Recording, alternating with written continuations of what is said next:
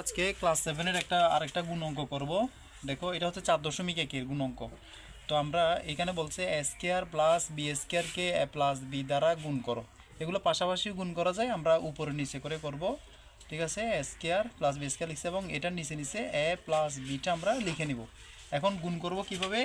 এই এ দিয়ে প্রথমে এই দুইটা পদকে গুণ করব, এর পরের লাইনে বি দিয়ে আবার এই দুটাকে গুণ করব। তাহলে দেখো, এ দিয়ে একে গুণ করলে এ দিয়ে যখন আমরা এ স্কয়ারকে গুণ করব, এ দিয়ে এসকে গুণ করব, তাহলে এখানে এ আছে একটা, কারণ কোনো পাওয়ার নাই মানে এক ধরতে হবে। তাহলে এখানে আছে একটা, এখানে আছে দুইটা, তাহলে কটা হলো? তিনটা।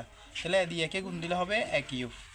এখানে প্লাস, এখানে প্লাস, প্লাসে প্লাসে প্লাস। এখন এ দিয়ে আমরা বি স্কয়ারকে গুণ দিলে হবে এ বি স্কয়ার।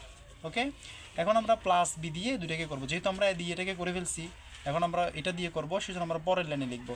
তাহলে আমরা বি দিয়ে এ এসকে প্লাসে প্লাসে প্লাস হবে, আর বি দিয়ে স্কয়ারকে গুণ দিলে হবে এ স্কয়ার বি।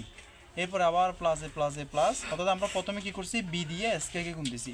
তো বি দিয়ে স্কয়ার গুণ দিলে হবে স্কয়ার বি। স্কয়ার বি তো এখানে নাই, যদি মিল থাকতো তাহলে আমরা সোজাসুজি লিখতাম। এখন যেহেতু মিল নাই, সেজন্য আমরা আলাদা করে লিখলাম। এরপর প্লাসে প্লাসে প্লাস, তারপর বি দিয়ে বি স্কয়ারকে গুণ দিব, বি দিয়ে বি স্কয়ারকে গুণ দিলে হবে বি কিউব। কেমনে বি কিউব? এখানে বি এর কোনো পাওয়ার না থাকলে ওয়ান ধরতে হবে। এখানে একটা, এখানে আছে দুইটা, তাহলে গুণের বেলায় পাওয়ার যোগ হয়, তাহলে দুইটা এবং একটা যোগ করলে হয় কয়টা? তিনটা। ঠিক আছে, তো আমরা এখন এগুলো বসাই দিব, যোগ করবো আর কি। ঠিক আছে, এ কিউব, এখানে হচ্ছে plus A B square, plus এখানে বসবে এ স্কয়ার বি, প্লাস হচ্ছে বি কিউব। তো আমরা এভাবে করে গুণ অঙ্ক খুব সহজে করতে পারি।